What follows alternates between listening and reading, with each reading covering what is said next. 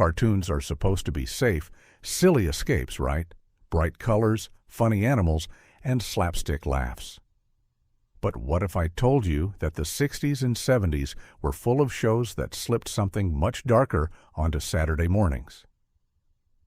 These weren't just harmless adventures. They had eerie villains, creepy monsters, and stories that sometimes felt way too heavy for kids.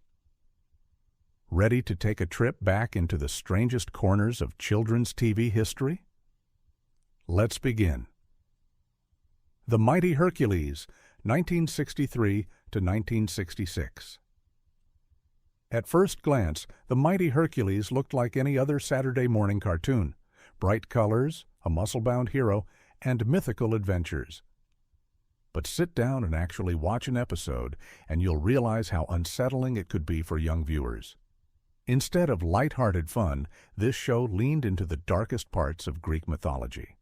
Demons, sorcery, and cruel gods weren't just hinted at, they were the main villains every week.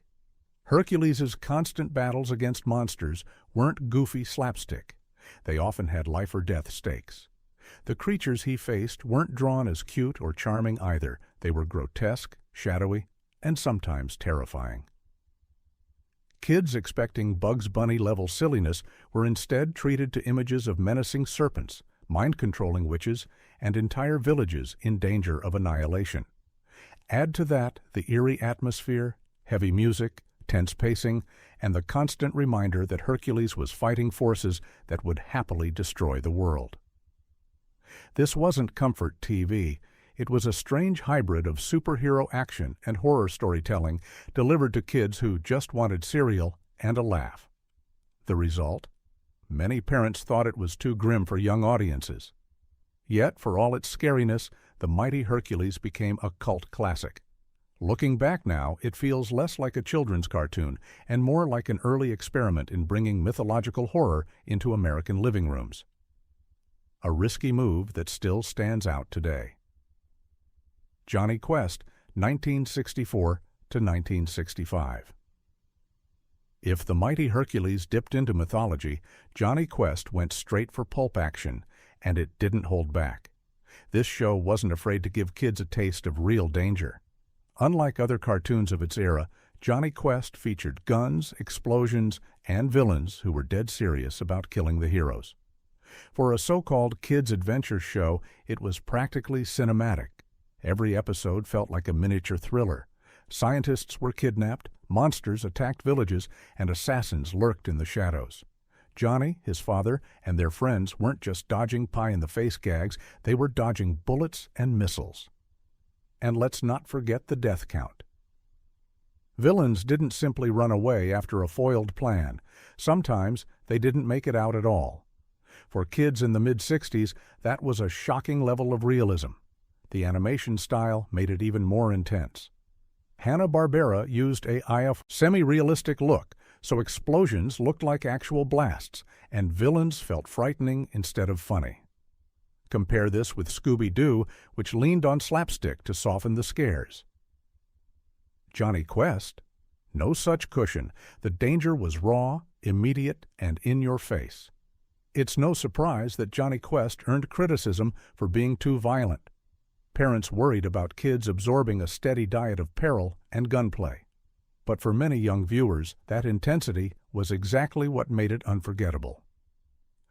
The show felt like a spy thriller shrunk down for Saturday mornings, and it pushed the limits of what children's television could get away with. The New Adventures of Superman, 1966 to 1970. Everyone thinks Superman is the ultimate family-friendly superhero. He saves kittens from trees, fights cartoonish villains, and smiles for the camera. But The New Adventures of Superman was something else entirely. Instead of silly gags, this series often threw kids into situations that were flat-out terrifying. Episodes regularly showed Superman battling villains who used deadly weapons, torture devices, and even plans of mass destruction. Unlike the light-hearted antics of later superhero cartoons, here the fights carried real menace. Superman wasn't just stopping bank robbers, he was rescuing people from being vaporized, electrocuted, or crushed. The imagery was intense for a child audience, with frequent shots of characters trapped in life-threatening peril. What made it even darker was the tone. The villains weren't goofy clowns, they were sinister and ruthless, with no hesitation about harming innocents. In some episodes, they explicitly tried to kill Superman with shocking violence. For kids who expected clean fun, this show felt like a sudden plunge into something far scarier. Critics at the time even flagged the series for being too violent for children. It became an early case study in whether superhero cartoons needed limits on how much danger they could show. But here's the twist. Those very same dark elements are what gave the show lasting impact. It wasn't just another Superman cartoon. It was the one that proved animation could deliver real tension, even if it left a few kids covering their eyes. Space Ghost, 1966 to 1968. Before he became a late-night comedy host in the 1990s, Space Ghost was one of the most haunting heroes of Saturday morning TV. His original series wasn't a joke. It was straight-up space noir for kids. And depending on who you ask, it was either thrilling or nightmare fuel. Every week, Space Ghost fought off alien villains in settings that looked less like playgrounds and more like cosmic horror paintings. The bad guys weren't harmless buffoons, they were shadowy creatures with names like Zorak and Brak, drawn to look menacing instead of silly. They fired death rays, enslaved planets, and cackled like horror movie villains. The atmosphere was heavy, too. Episodes often opened with foreboding music and villains plotting serious destruction. The battles felt final, with Space Ghost blasting enemies into oblivion instead of teaching them a moral lesson. This wasn't Scooby-Doo unmasking a grumpy old man. This was intergalactic execution, beamed into homes under the banner of Kids TV. Parents at the time complained about the level of violence, but the real kicker was the mood. The show felt lonely, cold, and unforgiving. Even Space Ghost himself wasn't exactly warm or funny. He was more like a mysterious enforcer, detached and powerful. For kids, that combination was fascinating and terrifying. It turned Saturday mornings into an unexpectedly grim trip through outer space. And decades later, the original Space Ghost is remembered, not for laughs, but for its shadowy, almost gothic tone. The Herculoids, 1967 to 1969. If you wanted weird, the Herculoids delivered it in spades. This cartoon threw viewers into a primal alien world where everything wanted to kill you. Forget cozy towns or silly cities. This was a hostile landscape filled with monsters, laser battles, and constant survival. The Herculoids were a family of heroes and their bizarre creature companions. But the show's world was pure nightmare fuel. Alien beasts loomed large, entire armies invaded, and destruction was always one step away. Kids weren't watching clever tricks or harmless scares. They were watching endless warfare, with blasts, explosions, and enemies being annihilated. The creature designs were especially striking. Instead of cute sidekicks, the Herculoids had allies like a giant rock ape and a dragon that spat energy beams. Their enemies were even darker, grotesque shapes, mutants, and invaders who looked like something from a pulp horror comic. The result was a show that felt more like survival horror in space than a Saturday cartoon. The pacing added to the tension. Rarely did episodes end with a silly laugh or safe reset. Battles escalated, enemies were destroyed, and the message was clear. This was a harsh universe where you fought or you died. For kids expecting Scooby and Shaggy, it was a jarring plunge into something far heavier. Looking back, the Herculoid stands as one of the boldest and darkest experiments in children's animation. It treated its young audience as if they could handle high-stakes science fiction warfare. Whether or not they actually could, well, that's still up for debate. Fantastic Voyage, 1968 to 1969. Most Saturday morning cartoons stuck to safe adventures with superheroes or goofy sidekicks. Fantastic Voyage? It shrunk heroes down to microscopic size and sent them inside the human body to battle deadly diseases and enemies. For kids, this was either jaw-dropping science fiction or the stuff of medical nightmares. Based on the hit live-action film, the show followed the combined miniature defense force as they shrank to microscopic levels in a sleek ship called the Voyager. Their mission wasn't just to save the day, it was to save lives from threats inside the human bloodstream. On paper, that sounds educational. But the execution was surprisingly dark. The animation showed blood cells, viruses, and bacteria as strange, almost alien organisms. Sometimes the heroes were swallowed, crushed, or nearly dissolved alive. What made Fantastic Voyage so unsettling was its refusal to sugarcoat the dangers. This wasn't slapstick science. It was survival at the cellular level. Characters faced being erased forever if their ship failed, and the villains weren't cartoon crooks but terrifying biological threats. For kids, seeing people battle inside a body brought a whole new fear. Your own insides could turn against you. The series didn't last long, just one season, but it left a deep impression. Parents complained it was too intense, too creepy, and too strange for children. And they weren't wrong. Fantastic Voyage blurred the line between education and horror, delivering a microscopic nightmare disguised as Saturday morning fun. It proved that even science cartoons could leave kids wide-eyed in terror. Spider-Man 1967-1970. Everyone knows the theme song, but fewer remember just how dark the original Spider-Man cartoon could get. Sure, Spidey cracked jokes and swung through the city, but the atmosphere often felt more like noir than kid-friendly action. Long shadows, eerie backgrounds, and surreal villains made this show closer to a horror comic than a lighthearted superhero romp. The first season stayed relatively straightforward, with classic villains like the Green Goblin and Dr. Octopus. But as the show went on, the tone shifted. Budgets got tighter, and animators leaned on experimental visuals. Whole episodes became surreal fever dreams, with endless cityscapes, echoing narration, and villains who felt ripped from nightmares. Monsters, mutants, and bizarre aliens replaced the comic book rogues, turning Spider-Man's world into a trippy, often unsettling place. For kids expecting colorful superhero adventures, it could be downright scary. The villains weren't funny crooks, they were monstrous, grotesque, and often silent. Some episodes felt like watching a haunted painting come alive. Add in the moody jazz soundtrack, and Spider-Man was less Saturday morning fun and more urban horror story with webbing. Parents noticed, too. Letters poured in about the show's frightening imagery, with complaints that it was too spooky for kids. But that's exactly why it became iconic. It wasn't polished or safe. It was strange, dark, and unforgettable.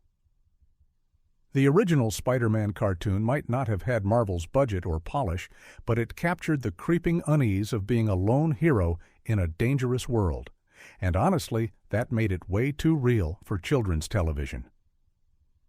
Journey to the Center of the Aussie, Earth 1962. Adapting Jules Verne's classic for Saturday mornings might sound like a fun science adventure. But the 1967 animated Journey to the Center of the Earth leaned heavily into the dangers and terrors of Verne's story, making it one of the more frightening, educational cartoons of the era. The premise followed explorers traveling deep beneath the Earth's surface, discovering lost worlds filled with monsters, hostile landscapes, and hidden civilizations. Instead of bright, friendly animation, the show often depicted shadowy caverns, towering beasts, and endless threats. Lava, earthquakes, and cave-ins weren't funny inconveniences, they were terrifying obstacles that threatened to bury everyone alive. The monsters were especially unsettling.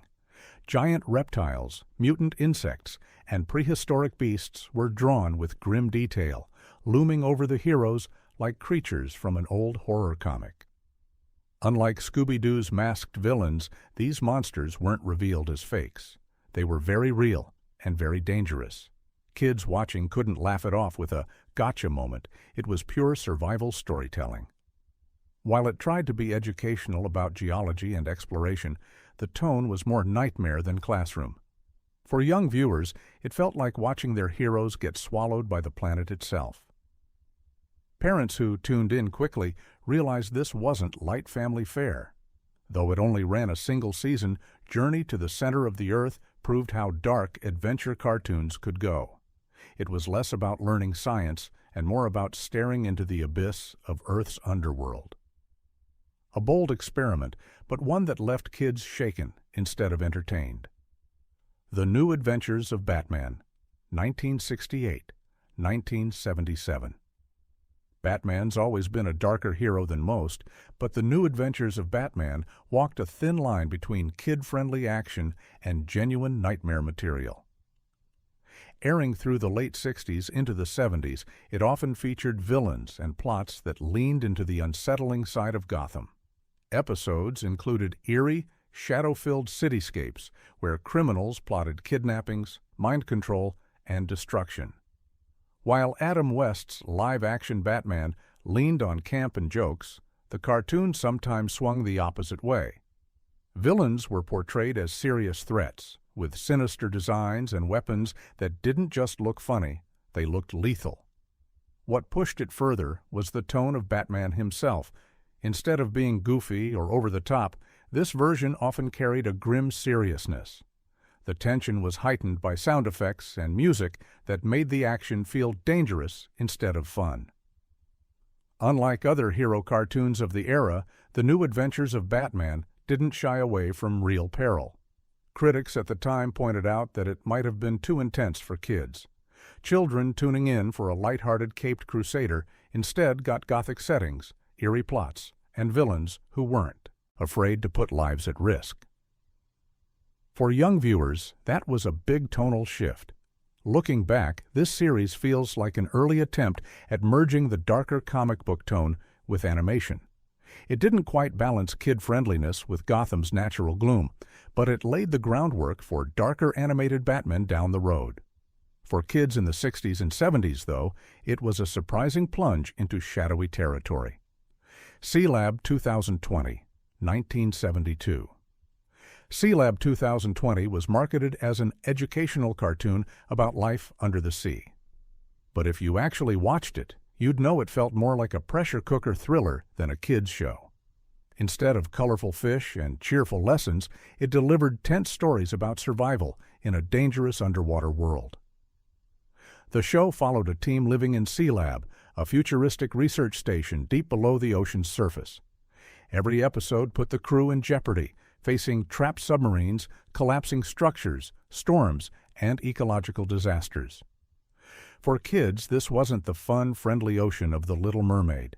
This was a place where drowning, suffocation, or being crushed by the sea were constant threats. The animation style didn't help soften the blow. Hanna-Barbera went with a serious, realistic look which made the dangers feel closer to live-action disaster movies than light-hearted cartoons.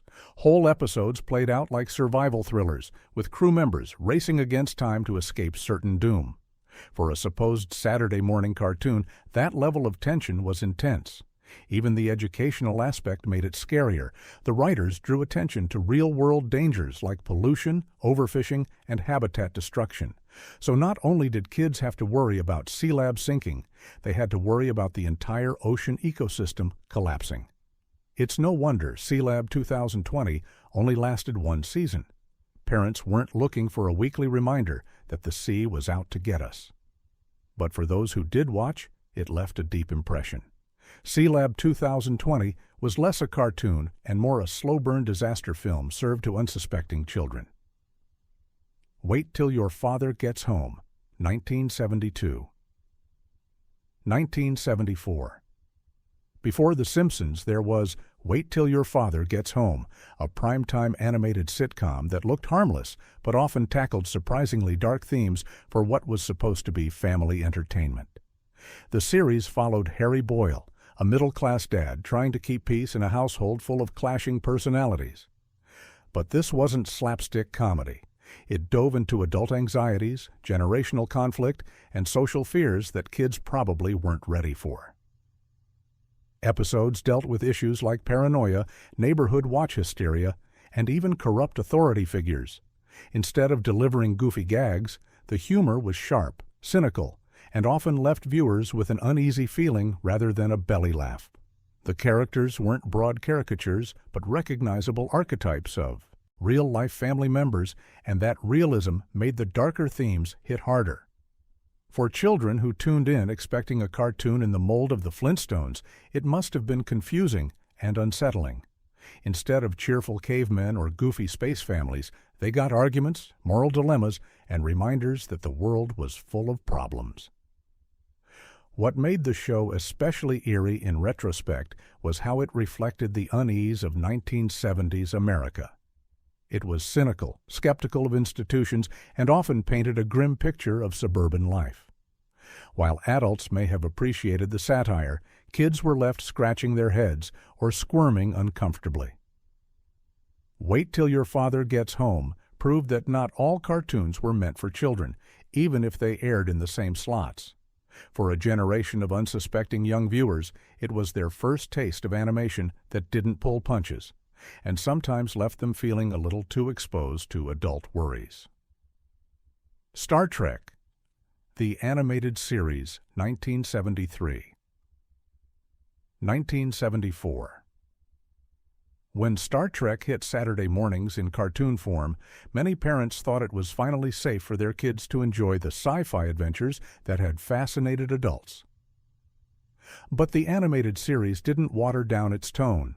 In fact, it leaned into the same philosophical dilemmas and eerie encounters that defined the original live-action series. And that made it a lot darker than the average children's cartoon. Instead of delivering lightweight adventures, the show gave audiences episodes about extinction, death, and moral sacrifice. Characters weren't safe from danger just because it was a cartoon. There were moments when entire civilizations were threatened with annihilation, crew members faced permanent loss, and time-bending plots ended on chilling notes. The aliens weren't cutesy either. They were massive, unsettling, and sometimes downright terrifying in their designs. For kids, this wasn't Bugs Bunny with spaceships.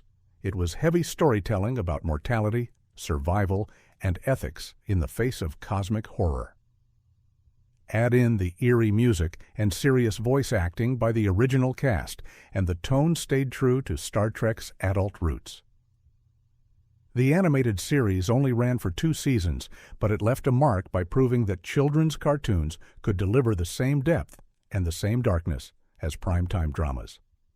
For some kids, it was inspiring. For others, it was a weekly existential crisis.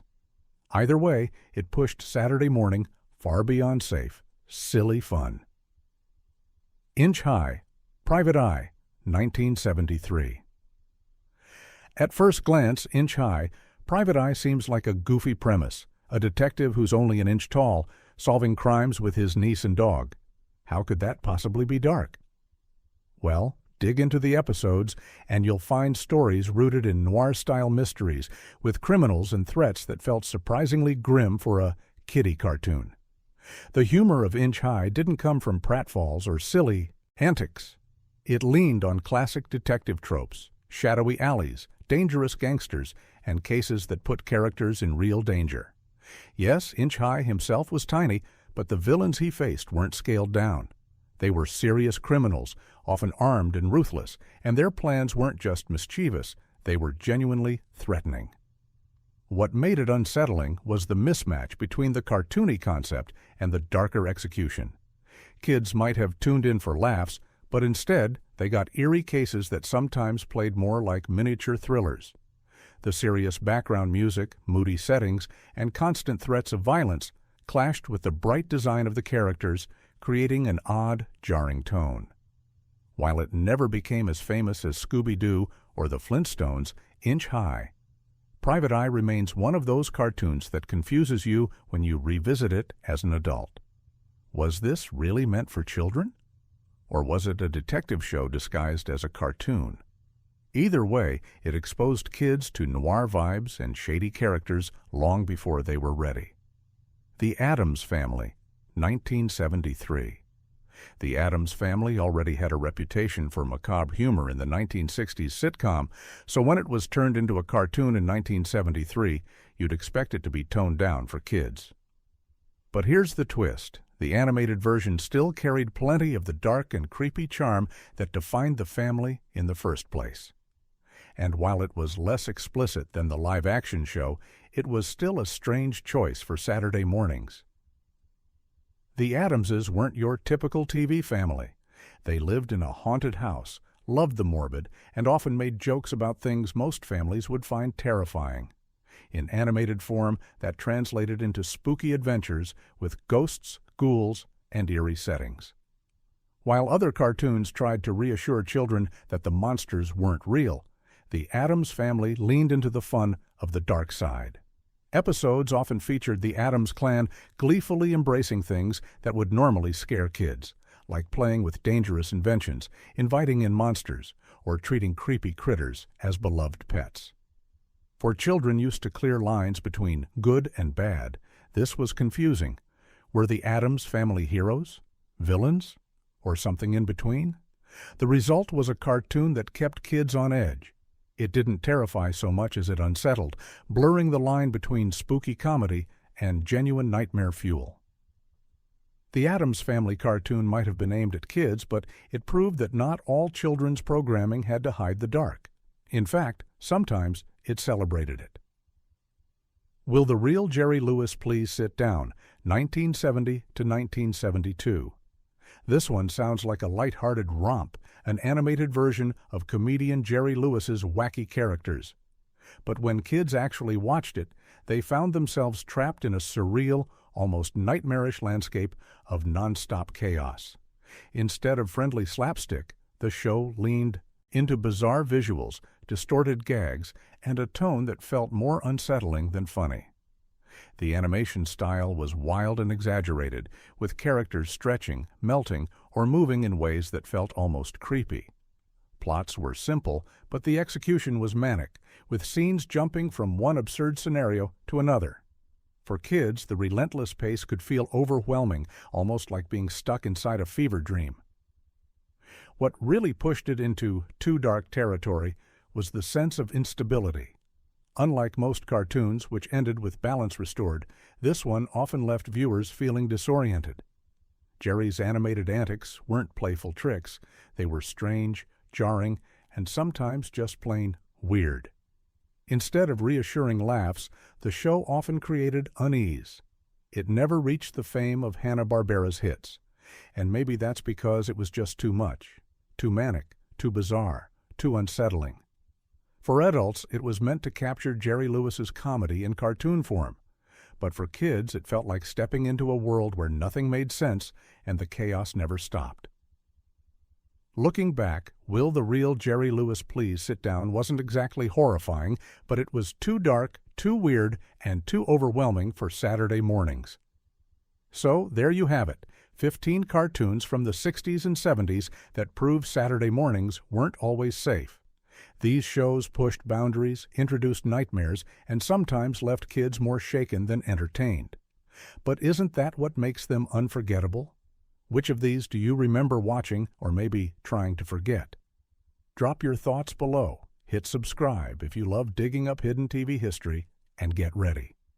Because the harmless world of cartoons was always darker than it looked.